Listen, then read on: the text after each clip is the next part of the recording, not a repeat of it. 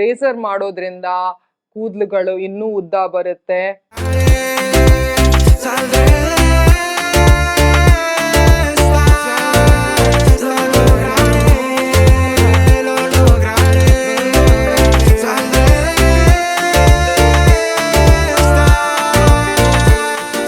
ನಾವು ಹುಡುಗಿರು ಲೈಫ್ ಟೈಮಲ್ಲಿ ಎಷ್ಟೊಂದು ಸರ್ತಿ ವ್ಯಾಕ್ಸಿಂಗ್ ಮಾಡಿಸ್ತೀವಲ್ವಾ, ನಾನು ಮಾಡಿಸಿದ್ದೀನಿ. ಬಟ್ ಇವಾಗ ನಾನು ಕಂಪ್ಲೀಟ್ ಆಗಿ ವ್ಯಾಕ್ಸ್ ಮಾಡೋದನ್ನ ಸ್ಟಾಪ್ ಮಾಡಿದ್ದೀನಿ.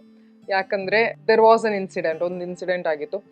ನಾನು ಒಂದ್ಸರ್ತಿ ವ್ಯಾಕ್ಸ್ ಮಾಡಿಸ್ಲಿಕ್ಕೆ ಹೋಗುವಾಗ ಅವ್ರದ್ದು ತಪ್ಪಲ್ಲ ಆಯ್ತಾ, ನನ್ನ ಸ್ಕಿನ್ ಇಲ್ಲಿ ಸ್ವಲ್ಪ ತುಂಬಾ ಸೆನ್ಸಿಟಿವ್ ಆ್ಯಂಡ್ ತುಂಬಾ ಸಾಫ್ಟ್, ತುಂಬಾ ಸ್ಮೂತ್, ತುಂಬಾ ತೆಳು ಹೇಳ್ತಾರಲ್ಲ, ತುಂಬಾ ಥಿನ್ ಸ್ಕಿನ್. ಸೊ ಏನಾಯ್ತು ಅಂದ್ರೆ ವ್ಯಾಕ್ಸ್ ಮಾಡುವಾಗ ನನಗೆ ಉರಿ ಬಂತು. ಬಟ್ ನೆಕ್ಸ್ಟ್ ಡೇ ಹೋಗಿ ನೋಡುವಾಗ ಇಲ್ಲಿ ಬರ್ನ್ ಆಗಿತ್ತು, ನನ್ನ ಸ್ಕಿನ್ ಬರ್ನ್ ಆಗಿತ್ತು. ಆ್ಯಂಡ್ ಆ ಕಲೆ, ಆ ಪ್ಯಾಚ್ ಅಲ್ಲೇ ಉಳ್ಕೊಳ್ತು ಆ ದಿನ. ಸೊ ನಾನು ಎಲ್ಲೋ ಹೋಗ್ಲಿಕ್ಕಿದ್ದೆ, ಯಾವುದೋ ಫೆಸ್ಟಿವಲ್, ಈಗ ಏನೋ ಚರ್ಚಿಗೆ ಮಾಸಿಗೆ ಹೋಗ್ಲಿಕ್ಕಿದ್ದೆ. ಆ್ಯಂಡ್ ಆ ಪ್ಯಾಚನ್ನು ಹಿಡ್ಕೊಂಡು ನಾನು ಹೋಗ್ಬೇಕಾಯ್ತು. ಅದ್ರ ನಂತರ ನಾನು ಐ ಥಿಂಕ್ ಹಾರ್ಡ್ಲಿ 1-2 ಸರ್ತಿ ನನ್ನ ಆರ್ಮ್ಸನ್ನು ನಾನು ವ್ಯಾಕ್ಸ್ ಮಾಡಿದ್ದೀನಿ. ಅದ್ರ ನಂತರ I switch to razors, body razors. So ಇದು ನನ್ನ ಹತ್ರ ಇರೋದು ಸ್ಯಾನ್ಫೆ ಅವರದ್ದು shea butter body razor. And this is 4-in-1 ಅಂತ ಕೊಟ್ಟಿದ್ದಾರೆ. ಅಂದರೆ for legs, arms, under arms and back ಅಂತ ಹೇಳ್ಬಿಟ್ಟು ನಿಮಗೆ ಎಲ್ಲಾದರೂ ಬಾಡಿ ಹೇರ್ ಇದ್ದರೆ ಬಾಡಿ ರೇಸರ್ಸ್ಗಳನ್ನು ನೀವು ಯೂಸ್ ಮಾಡ್ಬೋದು. ಸೊ ವ್ಯಾಕ್ಸಿಂಗ್ ಬಗ್ಗೆ ಇನ್ನು ಸ್ವಲ್ಪ ಹೇಳಬೇಕಿದ್ರೆ, ನಾನು ನನ್ನ legs I think 1 or 2 times ಅಷ್ಟೇ ವ್ಯಾಕ್ಸ್ ಮಾಡಿರ್ಬೋದು. ಆ್ಯಂಡ್ ಹಾರ್ಡ್ಲಿ ನನ್ನ ಇಡೀ ಲೈಫ್ ಟೈಮಲ್ಲಿ ಐ ಥಿಂಕ್ 10 ಟೈಮ್ಸ್ ಏನಾದರೂ ನಾನು ನನ್ನ ಆರ್ಮ್ಸನ್ನು ವ್ಯಾಕ್ಸ್ ಮಾಡಿರ್ತಿದ್ದೀನಿ.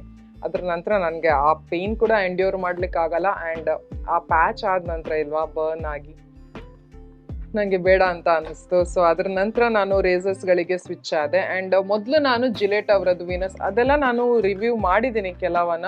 ಎಲ್ಲಾದರೂ ಸಿಕ್ಕಿದ್ರೆ ನಾನು ಇಲ್ಲಿ ಐ ಬಟನಲ್ಲಿ ಬಿಟ್ಟಿರ್ತೀನಿ, ಅಲ್ಲಿ ಹೋಗಿ ನೀವು ಚೆಕ್ ಮಾಡ್ಬೋದು. ಜಿಲೆಟ್ ಅವರದ್ದು ವೀನಸ್ ರೇಸರ್ಸ್ಗಳು ಬರ್ತಿದೆ, ತುಂಬ ಚೆನ್ನಾಗಿದೆ. ಬಟ್ ಈ ಸರ್ತಿ ನಾನೇನಾದರೂ ಡಿಫ್ರೆಂಟ್ ಟ್ರೈ ಮಾಡುವ ಅಂತ ಹೇಳಿಬಿಟ್ಟು, ಇದು ತುಂಬ ಇನ್ಎಕ್ಸ್ಪೆನ್ಸಿವ್ ಇತ್ತು.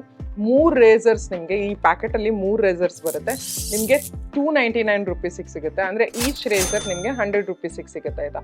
ಸೊ ಈ ಥರ ಈ ರೇಸರ್ಸ್ಗಳು ಕಾಣಿಸುತ್ತೆ. ಆ್ಯಕ್ಚುಲಿ ಬರುವಾಗ ಹೀಗೆ ಬರಲ್ಲ, ಇದು ಹೆಡ್ ಡಿಸ್ಕನೆಕ್ಟ್ ಆಗಿ ಬರುತ್ತೆ ನಿಮಗೆ. ಈ ಥರ ಬರುತ್ತೆ. ಆ್ಯಂಡ್ ನೀವು ಅಟ್ಯಾಚ್ ಮಾಡಬೇಕಾಗತ್ತೆ ಇದರಲ್ಲಿ.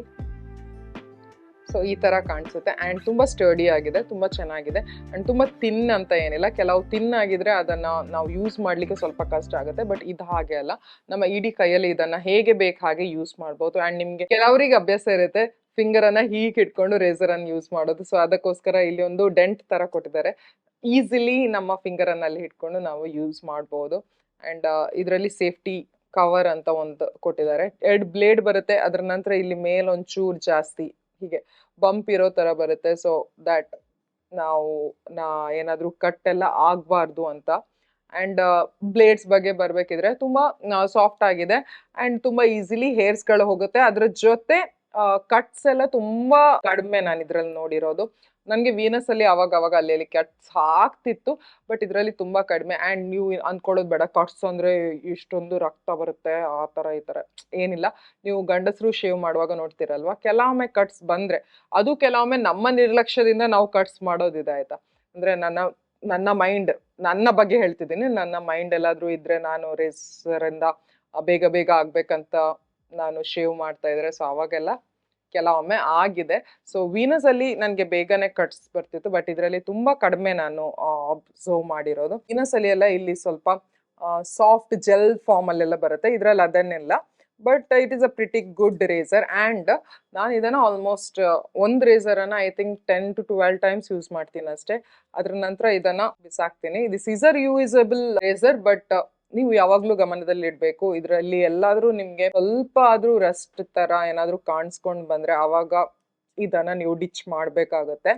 ಆ್ಯಂಡ್ ಇನ್ನೊಂದು ವಿಷಯ ಏನಂದರೆ, ನೀವು ಇದನ್ನು ಸರಿಯಾಗಿ ವಾಶ್ ಮಾಡಿ ಸರಿಯಾಗಿ ಡ್ರೈ ಮಾಡಿಟ್ರೆ ಆ ಥರದ್ದು ರಸ್ಟ್ ಎಲ್ಲ ಬರೋದು ತುಂಬ ಕಡಿಮೆ ಆಯಿತಾ. ನಾನು ಡೆಮೋದಲ್ಲಿ ತೋರಿಸಿದ್ದೀನಿ ಎಷ್ಟು ಈಸಿಲಿ ಇದು ಗ್ಲೈಡ್ ಆಗುತ್ತೆ ಅಂದ್ರೆ. ಮತ್ತೆ ಈ ಥರ ಮೂವ್ ಆಗುತ್ತೆ ಆಯಿತಾ ಇದರದ್ದು ಹೆಡ್ ನೋಡಿ. ಸೊ ನಿಮಗೆ ಹೇಗೆ ಬೇಕಾಗೆ ಎಲ್ಲಾದರೂ ಬಂಪ್ ಬರುವಾಗ, ಈ ಥರ ಎಲ್ಬೋಸ್ಗಳಲ್ಲಿ ಬರುವಾಗ ಆವಾಗೆಲ್ಲ ಇದು ತುಂಬ ಈಸಿಲಿ ಹೀಗೆ ಮೂವ್ ಆಗುತ್ತೆ. ನಾವು ಹೇಗೆ ಇದನ್ನು ಮೂವ್ ಮಾಡ್ತೀವಿ ಆ ಥರ ಇದು ಮೂವ್ ಆಗುತ್ತೆ ಆಯಿತಾ. ಸೊ ಇಷ್ಟು ಇದು ಮೂವ್ ಆಗುತ್ತೆ. ಇದೆಲ್ಲ ಫೀಚರ್ಸ್ ಇದರಲ್ಲಿ ಇದೆ. ಅದ್ರ ಜೊತೆ ಇದರದ್ದು ಪ್ರೈಸ್ ಕೂಡ ತುಂಬಾ ಕಡಿಮೆ ಇದೆ. ಸೊ ಅದಕ್ಕೋಸ್ಕರ ನಾನು ಇದನ್ನು ಪೇ ಮಾಡಿರೋದು. ನಿಮಗೆ ಬೇಕಾದ್ರೆ ಇದರದ್ದು ಲಿಂಕ್ ನಾನು ಡಿಸ್ಕ್ರಿಪ್ಷನ್ ಬಾಕ್ಸ್ನಲ್ಲಿ ಬಿಟ್ಟಿರ್ತೀನಿ. ಇನ್ನೊಂದು ವಿಷಯ ಏನಂದ್ರೆ ಇದನ್ನ ನಾವು ಫೇಸಿಗೆ ಯೂಸ್ ಮಾಡೋದಲ್ಲ ಆಯ್ತಾ, ಇದು ಬಾಡಿ ರೇಸರ್ಸ್ ಇದರ ಹೆಸರಲ್ಲೇ ಇದೆ. ಸೊ ಫೇಸಿಗೆ ಈ ಥರ ರೇಸರ್ಸ್ಗಳನ್ನು ಯೂಸ್ ಮಾಡಲ್ಲ. ಫೇಸಿಗೆ ನಿಮಗೆ ರೇಸರ್ಸ್ ಬೇಕಾದರೆ ನಾನು ಅದರ ವಿಡಿಯೋ ಕೂಡ ಬೇಗನೆ ಹಾಕ್ಲಿಕ್ಕಿದ್ದೀನಿ. ನಿಮಗೆ ನನ್ನ ಚಾನಲನ್ನು ಸಬ್ಸ್ಕ್ರೈಬ್ ಮಾಡಿ ನನ್ನ ವೀಡಿಯೋಸ್ಗಳನ್ನು ನೋಡ್ತಾ ಇರಬೇಕು ನೀವು ಅಷ್ಟೇ.